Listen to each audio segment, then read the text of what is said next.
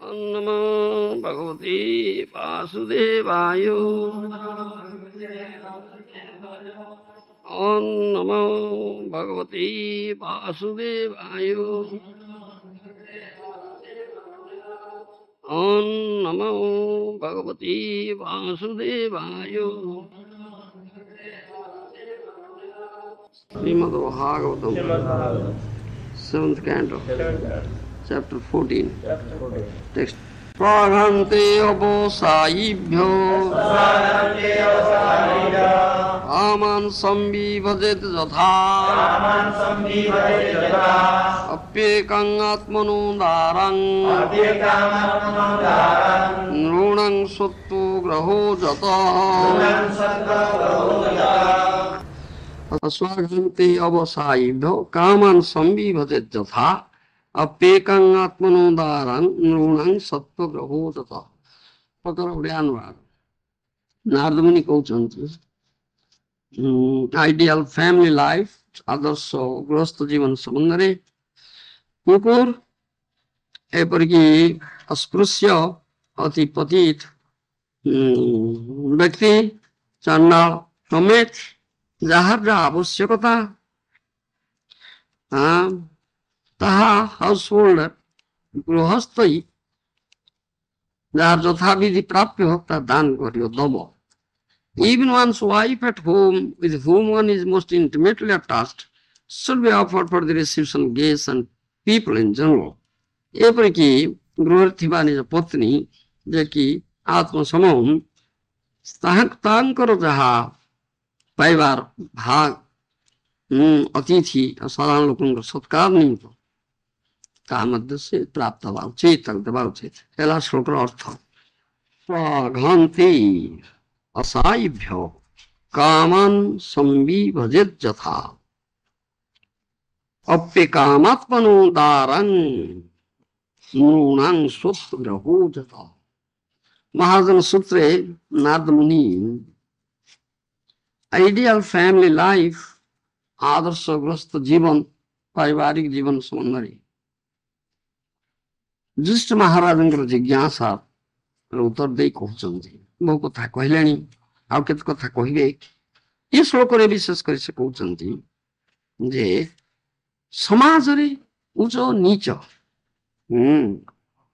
प्रत्येक मानव कथा केवल नुहे एपरकी मानवेतर प्राणी जहाँ आवश्यकता ता मध्य से प्राप्त हम ताहा contributed by the house holders. गृहस्थ ही ता दान करिब समस्त जहाँ जहाँ आवश्यकता गृहस्थ ही दान करिब। एपरकी जे कहउछि कुकुर अनटचेबल अस्पृश्य अस्पृश्य चांडाल आदि नीच लोक अछन्ति तेनको अस्पृश्य कुहाଯାଉଛି। डग इटर्स कुकुर भोजी सुकर भोजी एसबु अछन्ति ସେମାନେ नीच श्रेणी जाकन्ति नराधम अति पतित नीच श्रेणी मानव पशु तुल्य ସେମାନେ। ସେମାନଙ୍କ ମଧ୍ୟ ଯାହା ଆବଶ୍ୟକତା ତା ମଧ୍ୟ ପାଇବେ ସେମାନେ। ଆଉ house holders କଣ୍ଟ୍ରିବ୍ୟୁଟେଡ୍ Bai the house holders ଗୃହସ୍ଥ ଏଇଟାଇ ଯୋଗେଇବ। ଆଉ ଗୋଟେ କଥା କହୁଛନ୍ତି ପତ୍ନୀକୁ ଦେବାର କଥା କହୁଛନ୍ତି ଦାରଂ ନୃଣାଂ ସତ୍ତ୍ୱୋ ଗ୍ରହୋ ଯତଃ। ନିଜର ଅତି ଅନ୍ତରଙ୍ଗ ପତ୍ନୀ ଯାହାକୁ ଆମେ ବେଟର ହାଫ୍ ଇଣ୍ଟିମେଟ୍ रिलेशनशिप अच्छी अत्यंत आसक्ति अच्छी तांको मध्य से पत्नी को मध्य किछि अतिथि सत्कार पीपल इन जनरल जनसाधारण सेवा करने पाई मत किछि अर्थ दिया जाउछि। या तात्पर्य रे हमर परमाराध्य गुरुदेव श्री श्रीमती श्री भक्तिवेदांत स्वामी प्रभुपाद जी महाराज कहिसंती पत्नी को एपरि अर्थ किछि दबार तात्पर्यटा कोन। गोटे कथा हूँ पत्नी बा स्त्री तो निर्भरशीला नारी सतत निर्भरशीला अविवाहिता अच्छी जो अनुड़ा अवस्था रे पिता माता निर्भरशीला विवाहिता हेले ସ୍ୱାମୀ ଉପରେ ନିର୍ଭରଶୀଳ। ତାପରେ ଆମର ଯେତେବେଳେ ସ୍ୱାମୀ ପ୍ରବର୍ଜ୍ୟା କରିବ, ଯୋଗ୍ୟ ପୁତ୍ର ଉତ୍ପାଦନ କରିବା, ପୁତ୍ର ଘର ସମ୍ଭାଳିବ, ଯୋଗ୍ୟ ହେଲା, ଟଙ୍କା ପଇସା ରୋଜଗାର କଲା, ସେ ଦାୟିତ୍ୱ ନେଲା। ଯେତେବେଳେ ଦାୟିତ୍ୱ ନେବ ମେଣ୍ଟେନାନ୍ସର, ସେତେବେଳେ ପ୍ରବର୍ଜ୍ୟା କରିବ ଗୃହସ୍ଥ। ପ୍ରବର୍ଜ୍ୟା କରିବ ସେତେବେଳେ ପତ୍ନୀ ସେ ଯୋଗ୍ୟ ପୁତ୍ର ଉପରେ ନିର୍ଭରଶୀଳ, ପ୍ରତ୍ୟେକ ଅବସ୍ଥାରେ ନିର୍ଭରଶୀଳ। ଯାହା ଦରକାର ତାହା ସେ ସବୁବେଳେ ପାଇବ, ତାର ମେଣ୍ଟେନାନ୍ସ ଏଇ ପ୍ରକାର ଭାବରେ ହବ। ଏହା ତ ଆମର ବୈଦିକ ବିଧାନ ଅଛି। ତେବେ ବିଶେଷ କରି ଏଠି ନାରଦ ମୁନି ଯେ କହୁଛନ୍ତି ଯେ ପତ୍ନୀକୁ ମଧ୍ୟ ଅତିଥି ସତ୍କାର ଆଉ ଜନସାଧାରଣଙ୍କ ସେବା କରିବା ନିମିତ୍ତ କିଛି ଦବାଇ ଦରକାର, ଯାହା ଦରକାର ସେ ଦିଆଯିବ।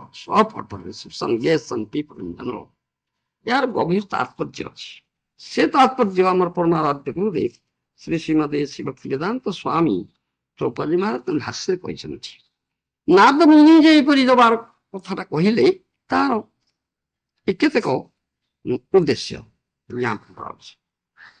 better half, intimate relationship, ଅନ୍ତରଙ୍ଗ ସମ୍ବନ୍ଧ, ଆଉ much attachment, excessive attachment, କାର୍ଯ୍ୟ ଅତ୍ୟଧିକ ଆସକ୍ତି ଅଛି, ଅଧିକାଂଶ କର ରହୁଛି। ଏପରି ପଇସା ପତ୍ର କିଛି ଦବା ଦ୍ୱାରା ସେ ଆସକ୍ତିକୁ ତ୍ୟାଗ କରାଯିବ କ୍ରମଶଃ। କିଛି ପାଇଗଲା ତାହେଲେ ବେଶ ଠିକ ହେଇଗଲା, ତାର ଭାଗ କିଛି ପାଇଲା, ଆସକ୍ତି କ୍ରମ ସେ ତାର ତ୍ୟାଗ ହବ।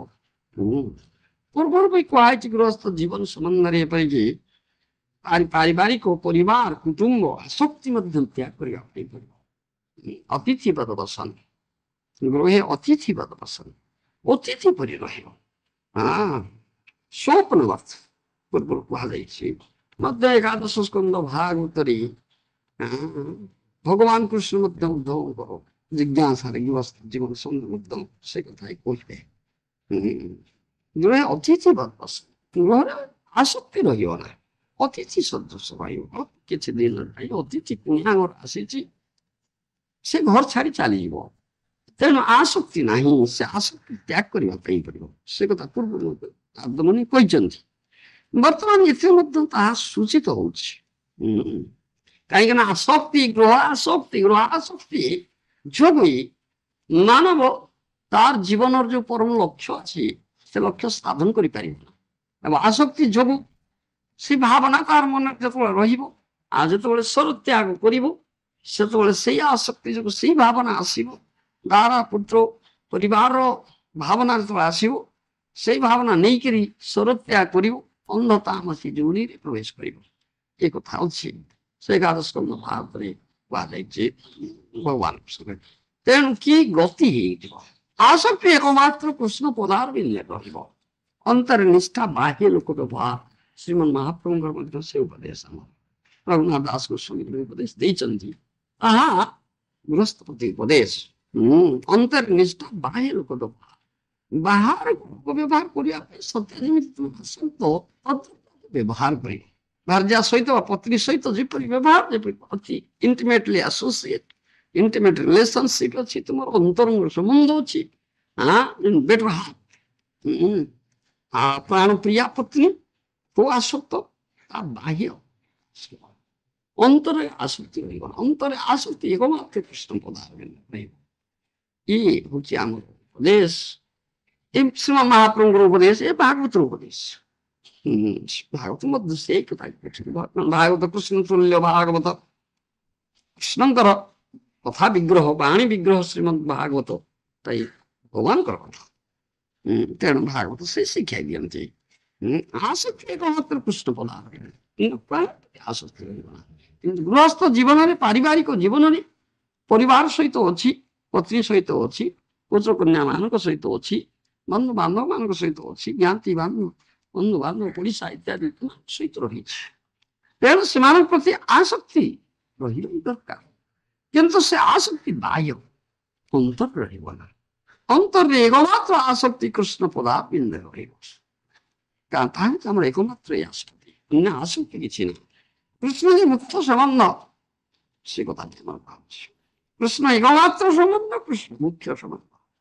ପାରିବାରିକ କ୍ଷେତ୍ରରେ ବା ସାମାଜିକ କ୍ଷେତ୍ରରେ ସଂସାର କ୍ଷେତ୍ରରେ ଯୋଉ ଆମର ସାଂସାରିକ ସମ୍ବନ୍ଧ ଯୋଉ ତା 5 ପ୍ରକାର ସମ୍ବନ୍ଧ ଆମର ସାଧାରଣତଃ ଡିଭିଜନ ଆମର କରାଯାଇପାରେ।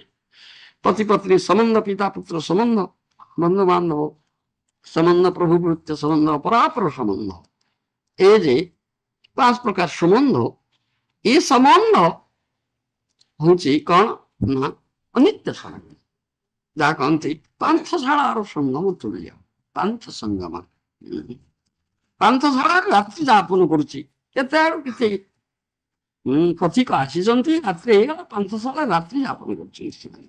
କେବଳ ରାତିଟା ହିଁ କଟେଇବେ, ଗୋଟେ ରାତିର ସମ୍ବନ୍ଧ କରୁଛି ସେଠି। ସେଇ ଅଳ୍ପ ସମୟ ଭିତରେ ପରିଚିତ ହେଇଯାଉଛନ୍ତି, ସମ୍ବନ୍ଧ ଯୋଡୁଛନ୍ତି, ଆଉ ରାତ୍ରି ଅବସାନ ପାଇଁ ଅପେକ୍ଷା କରାଯାଉଛି।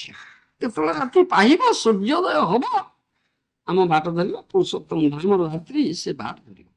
ଆଉ ସେଥିପ୍ରତି ଆସକ୍ତି ନାହିଁ, ଛଟପଟ ହଉଛି ଆସକ୍ତି ପୁରୁଷୋତ୍ତମ ଧାମ ଜଗନ୍ନାଥ ପ୍ରତି ରହିଛି, କେବଳ ରାତ୍ରି ଯାପନ କରୁଛି।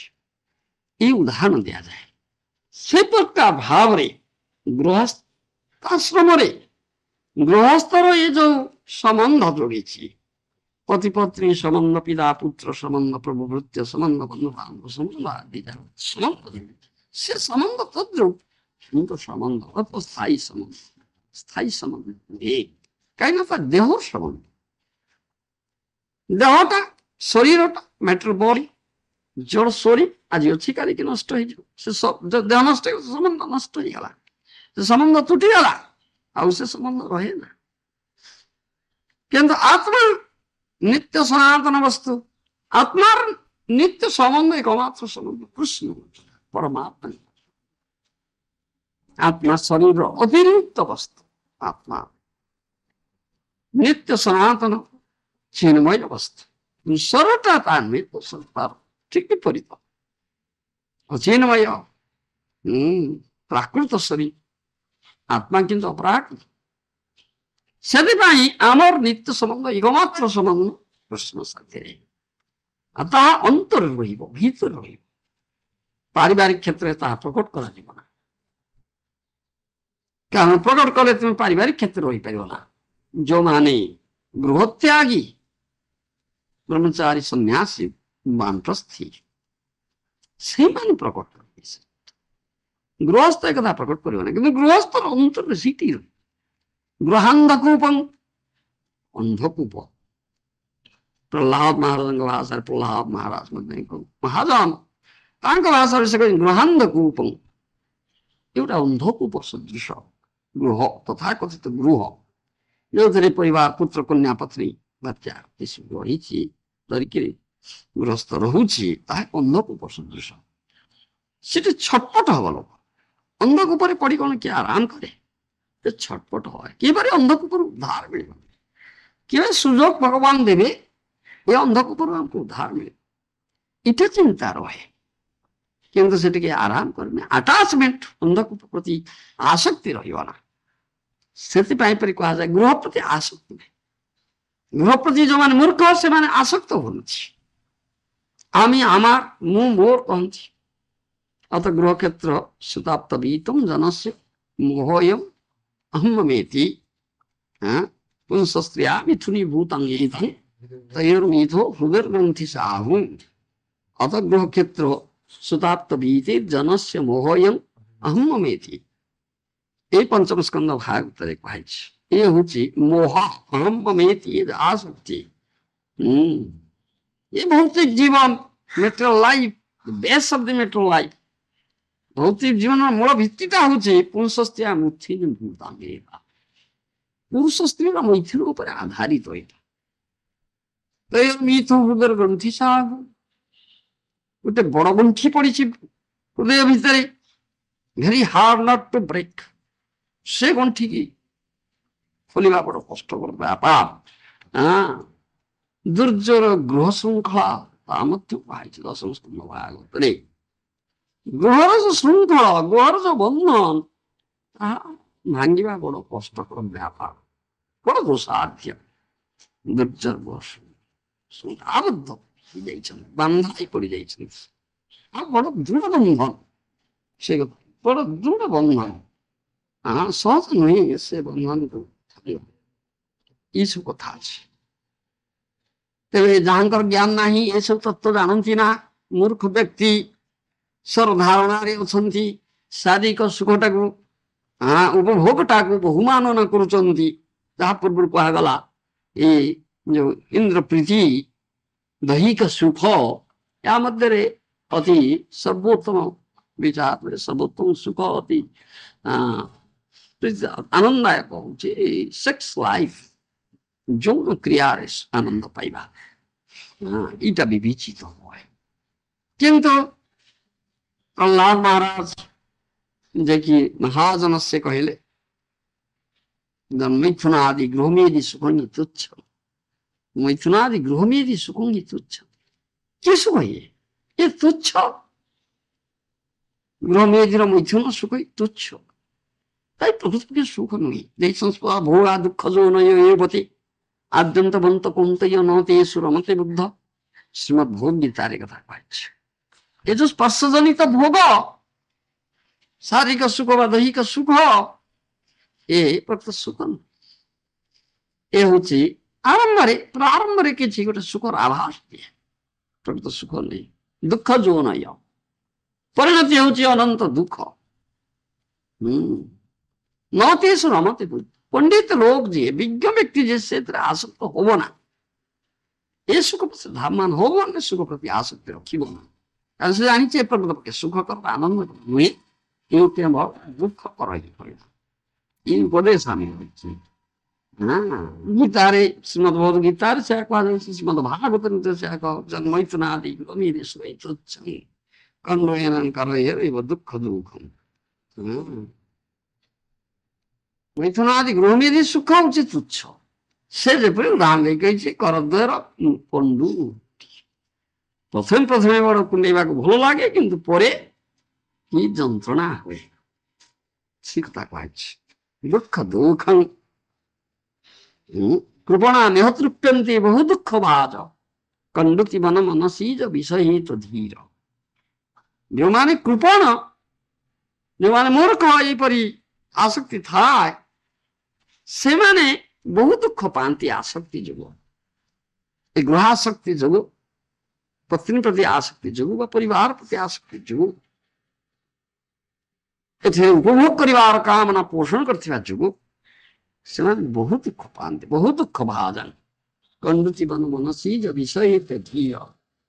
କିନ୍ତୁ ଧୀର ଯେ ପ୍ରକୃତି ଭଗବାନ କୃଷ୍ଣଙ୍କ ଠାରେ ଆସକ୍ତି, ଯାହାଙ୍କର ଏକମାତ୍ର ଆସକ୍ତି ଅଛି,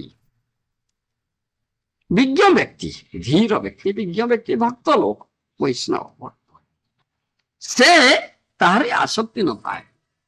ଆଉ ଇନ୍ଦ୍ର ମାନଙ୍କର ଏଇ ଯୋଉ ବେଗ, ଯାହାକୁ ଶୋଇବା ବଡ କଷ୍ଟ, ସେ ବେଗକୁ ସହ୍ୟ କରିବା ବଡ କଷ୍ଟ, ସେ ସହ୍ୟ କରିପାରେ, ସେ ତାହା ସହ୍ୟ କରିପାରେ, ବିଷୟ ତ ଧୀର। କିନ୍ତୁ କୃପଣ ବ୍ୟକ୍ତି, ଆସକ୍ତ ଚିତ୍ତ ବ୍ୟକ୍ତି, ମୂର୍ଖ ବ୍ୟକ୍ତି, ସେ ଇନ୍ଦ୍ର ମାନଙ୍କର ବେଗ ସହ୍ୟ କରିପାରେ ନା। ସେଥିପାଇଁ ସେ ଆସକ୍ତ ହେଇଯାଏ, ଇନ୍ଦ୍ରକୁ ସୁଖ ଦେବା ପାଇଁ ଇଚ୍ଛା କରେ, ଆଉ ତା ପାଇଁ ସେଥିପାଇଁ ନାନା ପ୍ରକାର ବନ୍ଦୋବସ୍ତ କରେ, ନାନା ପ୍ଲାନ୍ ପ୍ରୋଜେକ୍ଟ କରେ। କିନ୍ତୁ କି ସୁଖ ପାଏ କି? ପରିଣାମରେ ଅନନ୍ତ ଦୁଃଖ ହିଁ ପାଏ କେବଳ। ଯାହା ଆମର କୁହାଯାଇଛି, ନ ଯାତୁ କାମ କାମାନ ଉପଭୋଗୀନ ସାମ୍ୟତି ଖବିଷା କୁସଂବର୍ତ୍ତୈବ ଭୂୟ ଇବାହାରି ବର୍ତ୍ତତେ। ନବମ ସ୍କନ୍ଦ ଭାଗବତରେ ଯଯାତି ମହାରାଜ ନ ଯାତୁ କାମ କାମାନ ଉପଭୋଗୀନ ସାମ୍ୟତି ଖବିଷା କୁସଂବର୍ତ୍ତୈବ ଭୂୟ ଇବାହାରି ବର୍ତ୍ତତେ।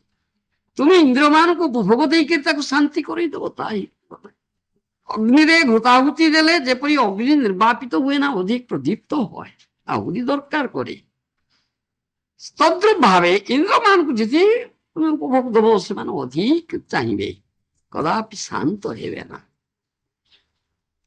ତେଣୁ ଯଦି ପ୍ରକୃତ ପକ୍ଷେ କିଏ ସୁଖ ବା ଆନନ୍ଦ ଚାହେଁ, ତାହେଲେ ସେ କଣ କରିବା ଉଚିତ ନା, ଏ ଯୋଉ ଭୌତିକ ଉପଭୋଗ କାମନାକୁ ଶୀଘ୍ର ତ୍ୟାଗ କରିବା ଉଚିତ। जिज्ञत जानुजिज्यते तासंतृष्णा दुख निवारण सर्व काम द्रुतम त्यजेत।